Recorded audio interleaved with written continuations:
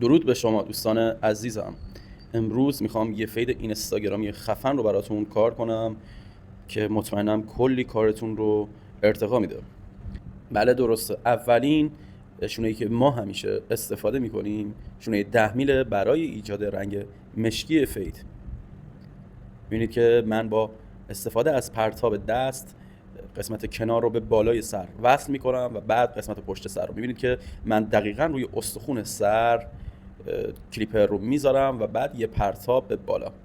این کار باعث میشه که استخوان پشت سر کاور بشه و بیرون نزنه که کارمون رو خراب کنه. از مهمترین کارهایی که باید انجام بدید برای فیداتون همین کاریه که انجام دادم تو پشت سر، باعث میشه که فرم سر یه فرم خیلی خیلی عالی به خودش بگیره. بعد از اون میام با استفاده از شماره 4 میل قسمت خاکستری فیدم رو میسازم. قسمت خاکستری یعنی قسمت تیره تر از توسی فید برای اتصال توسی به مشکی. این کار رو باید با شماره 4 میل و باز هم با پرتاب دست، یه پرتاب ملایم باید داشته باشید. ابتدا کلیپر رو روی قسمتی از حالا سر که قصد دارید اون قسمت رنگ خاکستری فیدتون باشه میذارید و بعد با پرتاب به شونه 10 میل میرسونید. ما 3 رنگ اصلی در فید داریم و رنگ هایی که اونا رو به هم اتصال میدن: رنگ روشن فید، رنگ توسی و رنگ تیره یا همون مشکی فید. رنگ خاکستری کارش چیه؟ اینه که قسمت توسی رو به قسمت مشکی فید میرسونه و یه توسی روشن داریم که اون باعث میشه که روشن‌ترین قسمت فید به قسمت توسی فید اتصال پیدا کنه. پس در حقیقت میشه 5 رنگ: رنگ روشن، رنگ توسی روشن، رنگ توسی، رنگ خاکستری و رنگ مشکی. شما باید با چشم رنگ ها رو روی سر تشخیص بدین. این باعث میشه که توی فید زدن به شدت کنترل پیدا کنید و رنگ ها رو از دست ندین یا زیاد سفید نشه پیشتون یا خیلی هم مشکی نمونه. در حقیقت یک فید باید قطعا از این رنگ ها تشکیل بشه و نبود هر کدوم از این رنگ ها میتونه به کارتون آسیب بزنه. خب همونطور که میبینید من این قسمت رو دارم با قیچی پیتاژ لکه گیری میکنم. مو فوق العاده پر از لکه است و این کار رو تا جایی انجام میدم که کاملا کنار مو یک دست بشه، یعنی قسمت خاکستری و توسی. نکته هوشمندانه اینه که من هر چقدر که به قسمت تیره فید میرم از قیچی پیتاژ کمتر استفاده میکنم که رنگ تیره کار رو از بین نبره و عکس اون توی قسمت روشن اتفاق میفته. این باعث میشه که من بتونم با استفاده از همین قیچی پیتاژ رنگی که دوست دارم رو بسازم و اگه فکر کنیم میبینیم که خیلی راحت این اتفاق میفته. تو قسمت‌های روشن من بیشتر استفاده میکنم از قیچی. خب اینجا هم با قیچی کات ادامه میدم همون چیزی که با قیچی پیتاژ شروع کردم، لکه گیری. این بار عمیق‌تر اتفاق میفته، ببینید که رنگ فید کاملا تغییر کرده. حالا با استفاده از شونه 1.5 میل و با استفاده درست از اهرم ماشین میام و قسمت کنار رو روشن‌تر میکنم. این کار من باعث میشه که دورمون آماده بشه برای استفاده از صفر و اضافه کردن قسمت روشن به فید. همین کار رو تو قسمت پشت سرم انجام میدم و قسمت هایی که میبینید توی اتصال کنار به پشت سر هست رو، اون خطی که وجود داره رو استفاده از کورنر ماشین میتونه خیلی اینجا به کارمون بیاد. خب میام اون خط بیرونی، یعنی اون خطی که به عنوان دیزاین توی اول ویدیو دیدی رو در میاریم و یه گردی خیلی خوب باید اینجا بسازیم و بعد خط شقیقه صاف تا قسمت قوس و از قسمت قوس دوباره یه گردی دیگه. خطی که الان میگیریم بیشتر مخصوصا تو قسمت شقیقه یه خط موقتی هست. بعد از اون باید با تیغ کار بشه تا دقت بیشتری داشته باشه. خب بعد از اینکه خط دور گوش رو کار کردیم میایم و با استفاده از خط زن پشت سر رو سفیدتر میکنیم. چرا این کار رو انجام میدیم از پشت سر؟ برای اینکه سفیدی توی قسمت پشت سر بیشتره و هر چقدر که میایم رو به شقیقه کمتر میشه. پس در سفیدترین قسمت ما از خط زن استفاده میکنیم. حالا میبینید که من دارم با استفاده از صفر کلیپرم همون خطی که با صفر خط زن ایجاد کردم و کور میکنم و همین که یه کنترل کامل دارم روی قسمت روشن فیدم. من اینجا همزمان که دارم رنگ میسازم لکه گیری هم میکنم. بابت نورپردازی ویدیو من عذرخواهی میکنم. تو زمان بعدی این ویدیو رو کار کردیم ولی خب اولویت این بود که این ویدیو دست شما برسه. یعنی که توی این قسمت خیلی باید حواسمون جمع باشه، اما نکته مهم همون لکه گیری بوده که با قیچی پیتاژ انجام دادیم. این باعث میشه دستمون خیلی بازتر بشه برای ایجاد رنگامون.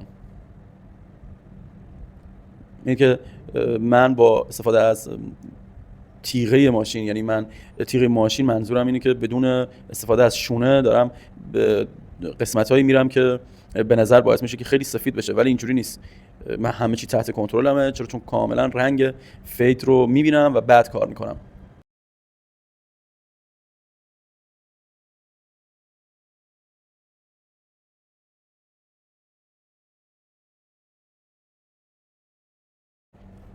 ساختن رنگ همیشه یه چالشه برای آرایشگرا، ولی وقتی که نگاهتون فقط به رنگ باشه میتونید خیلی بهتر این کار انجام بدید.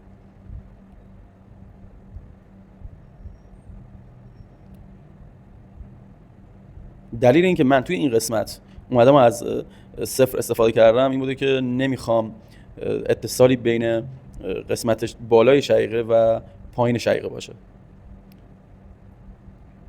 خب یه خط رو اگه توی این تصویر ببینید که به خاطر تو رفتگی به وجود میاد، من میخوام محو کنم. برای این کار که کار سختی هم هست باید بیام و با فشار دست، یعنی فشار خیلی زیاد دست توی همون قسمتی که خط وجود داره و با استفاده از کورنر ماشین فقط اونجا رو کنترل کنم. میگم یکم سخته و میبینید که اون قسمت تو رفتگی داره ولی تاثیر داره روی کار و من هر چقدر سخت باید این کار رو به هر حال به بهترین شکل انجام بدم.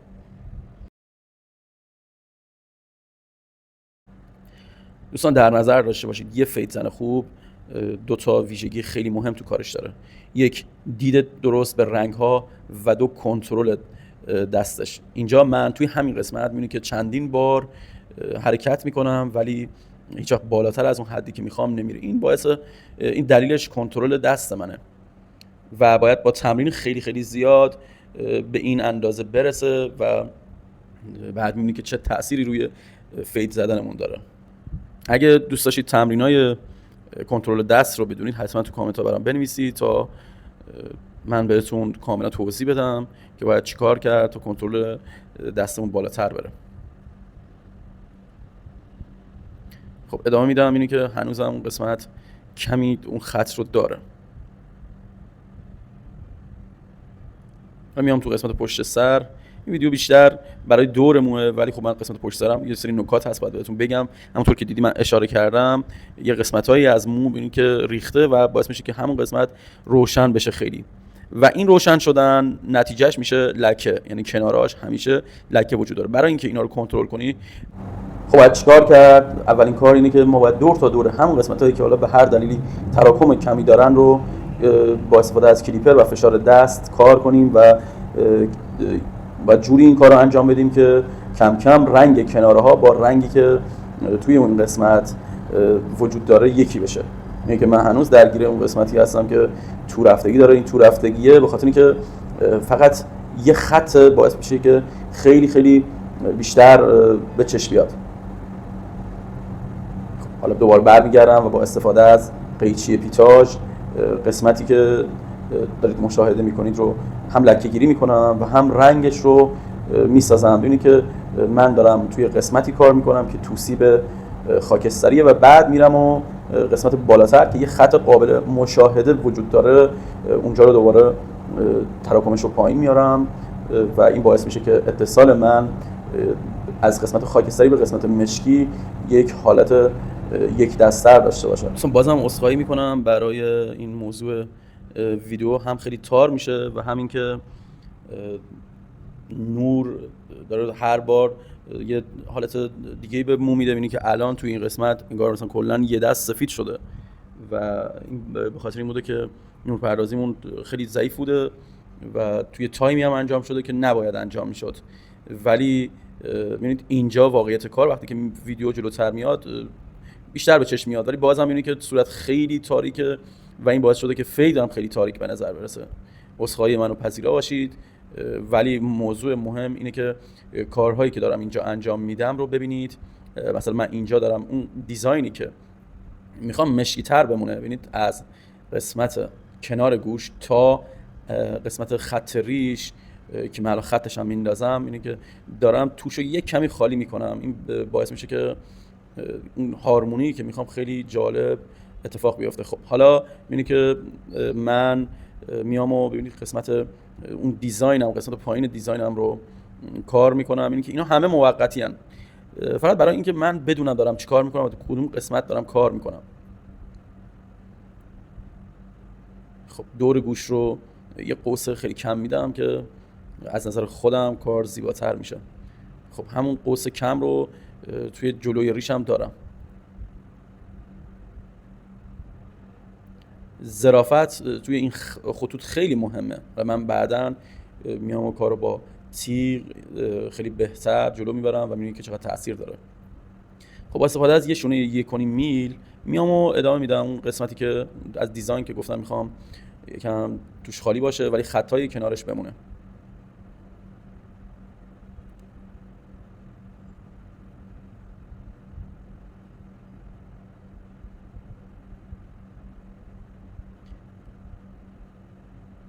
خب میبینید که چون لکه خیلی کم دیگه وجود داره، حالا من این تصویر رو زوم کردم، من میتونم با استفاده از خطزن و نوک خطزن توی اون قسمت کار کنم و بعد همین کار رو با استفاده از یه ماشین با تیغه فلت ادامه میدم. میبینید که هر چقدر که رو به بالا میرم فید تاریک‌تر میشه و همین اتفاق هر چقدر رو به پایین میام هم میفته. یعنی دیزاینی که داریم کار میکنیم همینه و یه دیزاینه که نیاز به کنترل توی همه قسمت‌ها داره، یعنی هم به بالا هم به پایین هم به کنار. کار خیلی سخت‌تر میشه و به هر حال یه کار اینستاگرامی خلاقانه که وقت نباید یه کار دم دستی آسون باشه. میام من یه سایریش میزنم اینجا. خب خود سایریشون موضوع ویدیومون نیست و باعث میشه که ویدیو خیلی طولانی بشه. من تیکه تیکه گرفتم ولی ببینید که چقدر میتونه تاثیر بذاره توی کار بعد از اینکه هم سایریشش رو کار کردیم و هم خط ریشش رو یه حالت مدرن کار کردیم که به شقیقه بیشتر بخونه. خب خط پشت ریش رو گرفتم، یعنی که من فقط دارم درون ریش رو فید میزنم. همون اتفاقی که توی حالا اون شقیقه افتاده دارم تو ریشم انجام میدم. یعنی ما باید همیشه توازن داشته باشیم تو دیزاینمون. خب حالا این قسمت این چقدر به کار ما زیبایی میده. خط چیزیه که خیلی از آرایشگرا بهش اهمیت زیادی نمیدن و اینجا اثبات میشه که چقدر دقتش میتونه کارمون رو زیباتر کنه. لطفاً اگه ویدیو رو دوست داشتید حتما برام کامنت بذارید و لایک کنید. این کار میتونه خیلی به ادامه پیشرفت من کمک کنه. به زودی یه فید دقیقاً اگه دوست داشتید، خب یه فید ریش روی همین مدل با همین ظرافت کار میکنم و امیدوارم که دوست داشته باشید. خب دارم رو دیزاینم کار میکنم با دقت بالا که خیلی مهمه برای من. ظرافت کار خیلی مهمه. اینکه خط ریشمون چقدر داره کار رو زیباتر میکنه و حالا با استفاده از شیور میام دقیقاً زیر خط ریشی که به عنوان دیزاین نگه داشتیم رو کار میکنم و اینم نتیجه کار. خودم خیلی این کار رو دوست داشتم چون واقعا تاثیر میذاره روی چهره. یعنی اگه قبل و بعد ویدیو رو دوباره ببینید میبینید که چقدر از چهره مدل تغییر میکنه با یه کوتاهی. این جادوی کار آرایشگره و امیدوارم که دوست داشته باشید و استفاده کرده باشید.